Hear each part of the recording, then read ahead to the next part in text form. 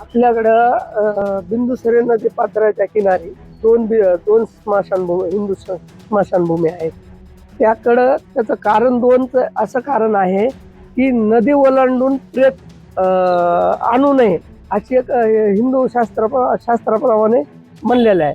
म्हणून आपण दोन साईडला दोन नगरपालिकेने स्मशानभूमी उभ्या केलेल्या आहेत.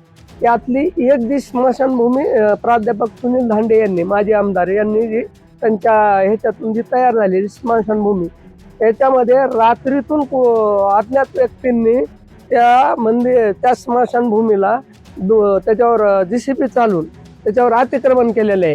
आणि मंदिरात स्मशानभूमीच्या एका साईडला मोठे शेड मारलेले आहे. आणि मंदिराच्या त्या कमानीच्या मधून रस्ता काढून स्मशानभूमीला मंदिराचं नाव दिलेलं होतं त्या कमानीला.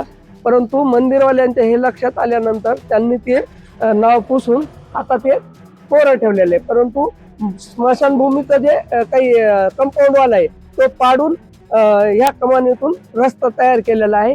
यापूर्वीही तिथं 13 झाडे वृक्ष तोडलेली आहेत आणि त्याबद्दलही तक्रार झालेली आहे. त्या अनुषंगाने तलाठी आणि नगरपालिकेने पंचनामा देखील केलेला आहे, परंतु अद्याप त्यावर कोणतीही कारवाई झालेली नाही.